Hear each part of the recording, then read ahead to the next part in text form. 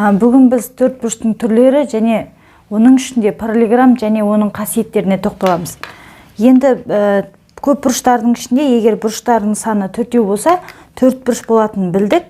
Соның ішінде, енді сол төртбұрыштың ішінде егер қарама-қарсы қабырғалары параллель болатын төртбұрышты біз қарама-қарсы қабырғалар, екі қабырға параллель, келесіме оң сол жағындағы екі қабырға қос-қостан параллель болып жатса, ондай төртбұрышты біз параллелограмм деп атайды екенбіз. Шарт сонда бірінші АБ параллель болу керек СД-ға және АД параллель болу керек БС-ға. Ол төртбұрыш қарама-қарсы қабырғалар параллель болса, онда біз оны параллелограмм деп атайды екенбіз. Онда біз пайда болған төртбұрышты параллелограмм деп атайды екенбіз. Параллелограмм. Ал егер параллелограммның барлық қабырғаларының өлшемдері тең болса, осы параллелограммның жаңағы өзі параллелограмм болып тұрып, еще қосымша оның барлық қабырғаларының өлшемдері тең болса, СД және тең болады АД. Барлық қабырғалар тең болатын параллелограммды біз ромб деп атаймыз. Ромб. Ол параллелограммның дербес түрі. Яғни қабырғалардың өлшемдері бірдей, көбінде ромб осылай өмірде кездесіп жатады. Қабырғаларының өлшемдері бірдей болу керек. Ол да параллелограмм, бірақ қабырғалардың өлшемдері бірдей. Осы төрт қабырғасы бірдей болса, біз оны ромб деп атаймыз. Бізде бірінші параллелограмм, екіншісі ромб. Ал егерде параллелограммның бұрыштары тік болса, біз оны тік төртбұрыш деп атаймыз. Ал енді үшінші түрі, егер параллелограммның бұрыштары тік болса, яғни А бұрышы, Б бұрышы және С бұрышы, соңғы бұрышы Д барлығы тең 90 градус болса, біз ондай параллелограммды тік төртбұрыш деп атайды екенбіз. Тік төртбұрыш.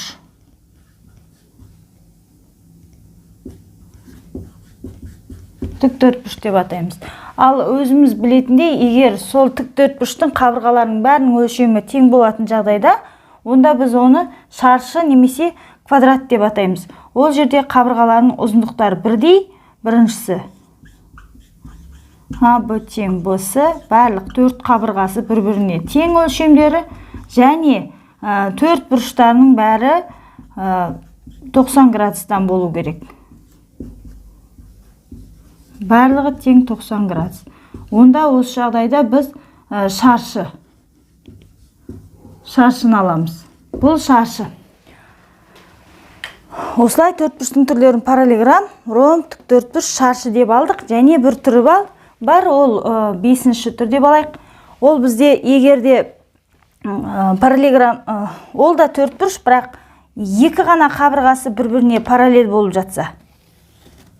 Екі қабырғасы параллель, қалған екі қабырғасы туралы анықтама берудің қажет жоқ. Екі қабырғасы параллель болатын төртбұрышты біз трапеция деп атаймыз. Яғни мына жерде А, Б деп алсам, СД. Параллель болу керек тек қана А, Б параллель СД-ға. Екі қабырғасы бір-біріне параллель болатын төртбұрышты біз трапеция деп атаймыз. Ал осы параллель екі қабырғалардың табандары деп атаймыз. Үстінде тұрған СД-ны үстіңгі табаны, астындағы АБ-ны астыңғы табан дейміз. Ал енді қалған екі қабырғасын трапецияның бүйірлері деп атаймыз. Міне, сонда екі қабырғасы параллель болатын төртбұрыш бізде трапеция. Арғарай жазбай қой.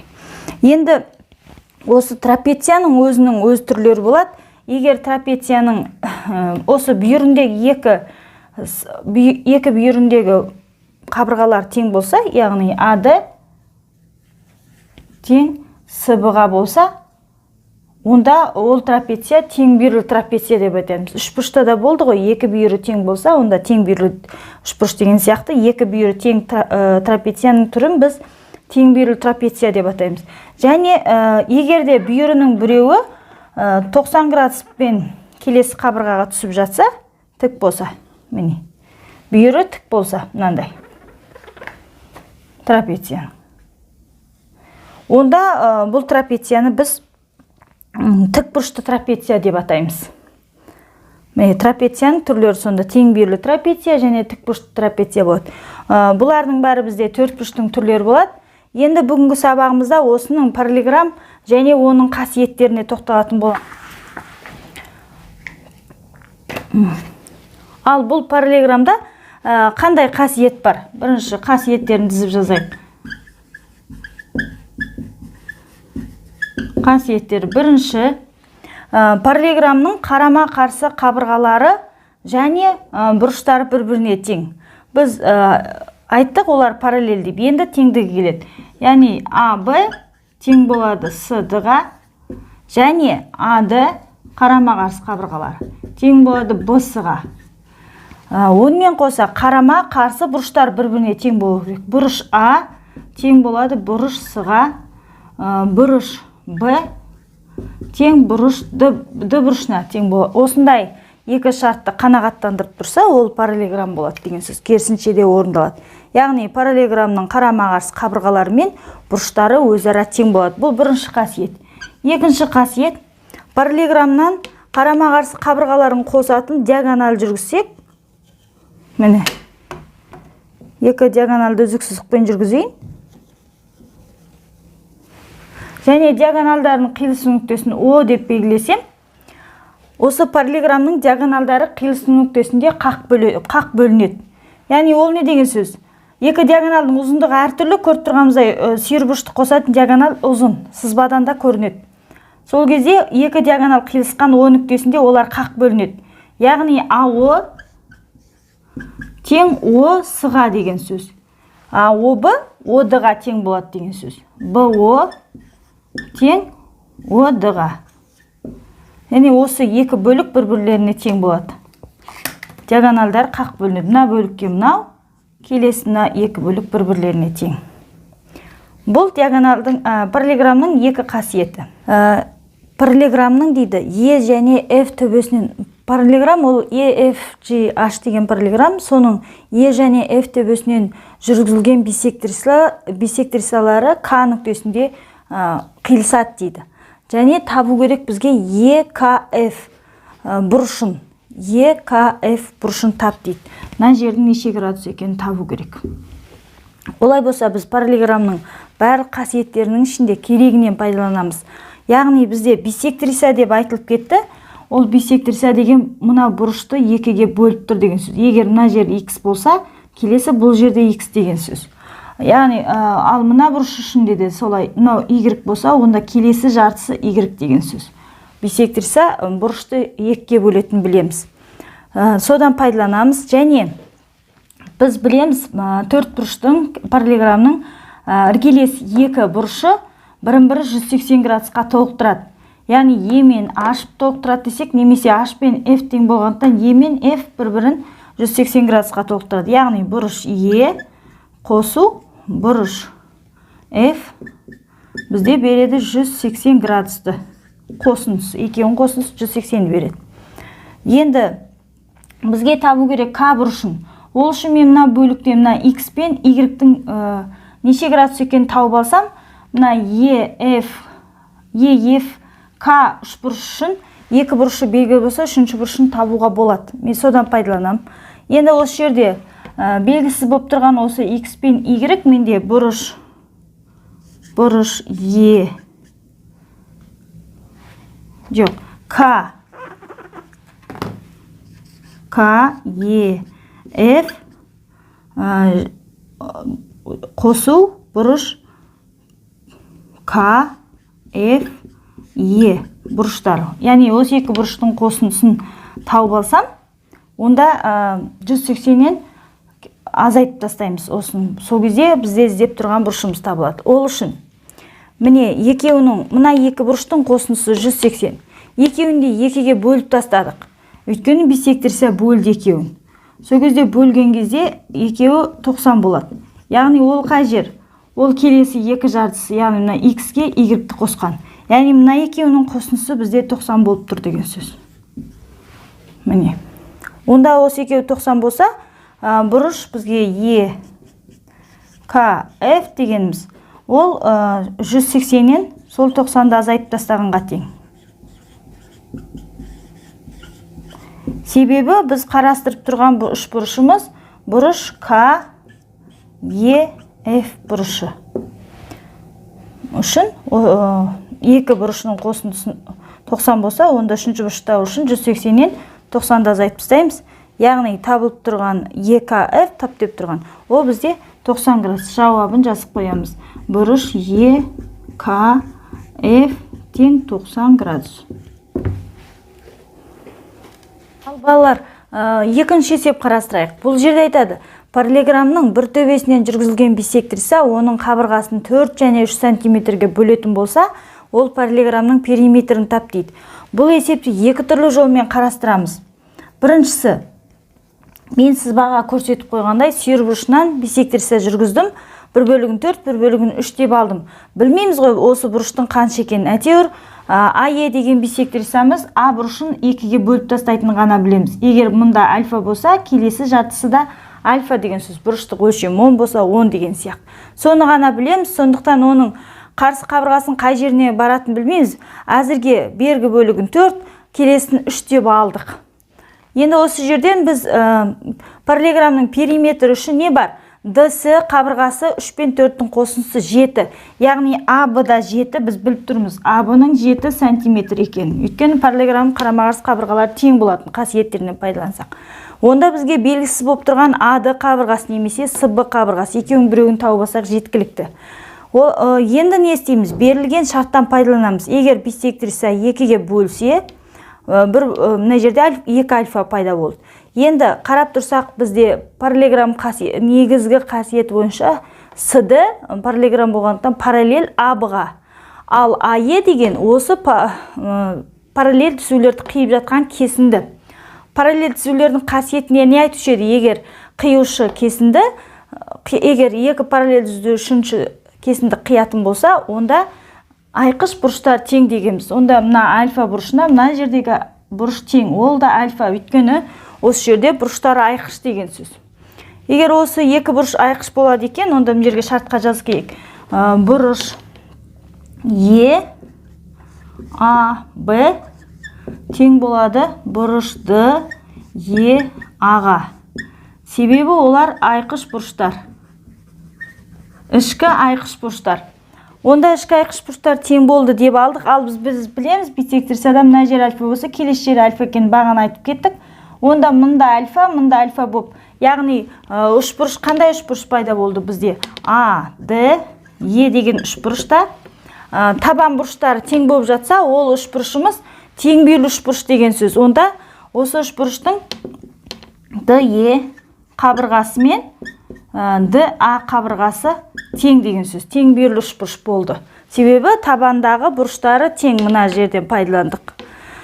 Егер табандағы бұрыштар тең болса, онда оның бүйірлері де тең деген сөз. Онда тең бүйірлі үш бұрыш екен. Оны білгеннен кейін не істейміз ары қарай? Ондай болса, бізде ДЕ 4 болса, онда ДА да 4 сантиметр деген сөз. Онда мұнда 4 сантиметр.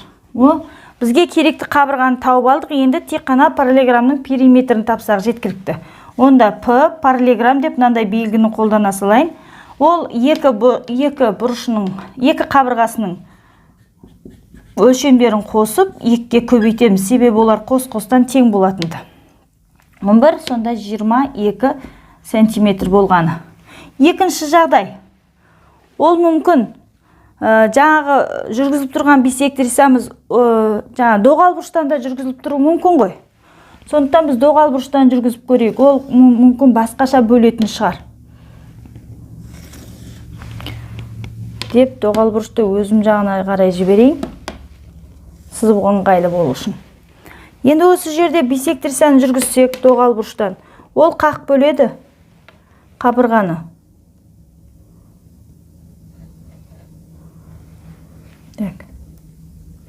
Деп алсақ. Ол бұрышты қақ бөлсін не? Мына жер 3 сантиметр, мына жер 4 сантиметр бөлуде мүмкін ғой. Ондай жағдайда да тура солай есептелінеді. Тек қана мына жерде ішкі айқыш бұрыштар бар, мұнда альфа. Ал мынау бисектирсе болғандықтан келесі жарымыз да альфа. Ондай болса, егерде не жерде, мынау Д, Е. Онда қараймыз, мына пайда болған ДАЕ үшбұрышының табандары бірдей болса, онда оның бүйірлері бірдей деген сөз. Осы жерде қандай үшбұрышты қарастырып тұрмын? Үшбұрыш ДАЕ үшін қарастырам. Ол жерде жаңағы табандары бұрыш қандай? ДЕА бұрышы мен ЕАД бұрышы тең, екеуі де альфаға. Осы екі бұрыш. Өйткені ішкі айқыш бұрыштан пайдаландық. Онда осыдан не келіп шығады? Осыдан ДЕ қабырғасы мен АД қабырғасы тең болады. Яғни бізде үшбұрыш тең бүйірлі үшбұрыш. Олай болады екен. Ол екеуі де 3 сантиметр деген сөз. Онда периметр табу үшін параллелограммның. Ал біз білеміз, АБ-ның ұзындығы 7 екен. Мынау келесі жартысы, ол да 3 сантиметр болды. Онда не істейміз? 3 сантиметрге 7-ні қосамыз, 2-ге көбейтеміз 10, сонда 20. Деп, екі жауап шығады. Яғни параллелограммның периметрі бірде 22 болды, екіншісінде 20 болды. Үшінші есепті айтады. Параллелограммның периметрі 28 және оның бір қабырғасы 5, бисектрисасымен бөлінген келесі қабырғасының жартысын тапты. Қандай бөліктерге бөліп тастайды бисектрисас қабырғасын дейді. Бір бұрышынан түсірілген бисектрисас. Сол жерде бізге қабырғаның қайсы екені айтылмаған. Мен өзім АБСД деп параллелограмм алдым да, АД қабырғасын 5 деп алдым. Бисектриса бізде АЕ. Бисектриса АЕ болатын болса, ол бұрышты 2-ге бөлетінін білеміз. Сонда осы жердегі бұрыштардың өлшемдері тең деген сөз. Ондай болса не деп жазам? Осы бисектрисаның қасиетіне пайдаланып, бұрыш ЕАБ тең болады бұрыш ЕАД. Екеуі бір-біріне тең. Яғни мына жері альфа болса, келесі жартысы да альфа деген сөз. Ол бізде бисектрисаның қасиетінен пайдаланып, осыны біз бірден біле аламыз, ештеме істемей-ақ. Екіншіден, ал бізде ДС мен АБ параллель, себебі ол параллелограммнан. Олай болатын болса, параллель түзуді АЕ кесіндісі қиған кезде ішкі айқыш бұрыштар тең болады. Екеуі параллельдігінен біз нені аламыз? Ішкі айқыш бұрыштар тең. Бұрыш ЕАБ тең бұрыш ДЕА. Екеуі де тең. Ал мына жер альфа болса, онда келесі жартысы да осы жер альфа деген сөз. Олардың бәрі альфаға тең. Олай болса, жаңағы мынау жартысы альфа, келесі бұрыш, осы жерден үш бұрышты қарастырамыз. ДАЕ деген үш бұрыш үшін екі бұрышы тең болды. Бұрыш. Осы үш бұрыштың бұрыш ЕАД деген табан бұрышы мен ДЕА деген табандағы бұрыштары бірдей, екеуі де альфа болса, ондай болса біз не істейміз? Егер табандағы бұрыштар тең болса, оның бүйірлері де тең. Осыдан аламыз ДЕ қабырғасы мен үшбұрыштың АД қабырғасы бір-бірлеріне тең. Яғни үшбұрыш тең бүйірлі үшбұрыш. Олай болса, біз білеміз ДА берілгенде 5 деп берілген, онда ДЕ де 5 деген сөз. Келесі жартысы 5 екен деп тауып алдық. Енді осы бөлікті тауып алғаннан кейін периметр 28 дегеннен пайдаланамыз. Әдетте периметр тауып үшін не істейміз? 2-ге көбейтеміз, 5 қосу, осы ДС кесіндісі. ДС-ны біз білмейміз, мына жақ жартысын. Онда ол 5 қосу X деген сөз. Соның бәрін көбейткенде 28-ге тең деген сөз. Өйткені периметр 28 деп берді. Енді не істейміз? Мына жерде 10 қосу X шығады жақшаның ішінен. 28-ді 2-ге бөлсек 14. Онда X тең 14-тен 10-ды азайтып тастасақ 4 қалады. Яғни мына бөлік бізде 4 деген сөз. Онда бізге параллелограммның бөлігін тап дедіміз ба? ДЕ мен Е-сіні. Ондай болса жазамыз жауапқа. ДЕ бізде 5 сантиметр, ал Е-сі ол бізде X, ол 4 сантиметр. деп жауапқа жазып қалдырамын.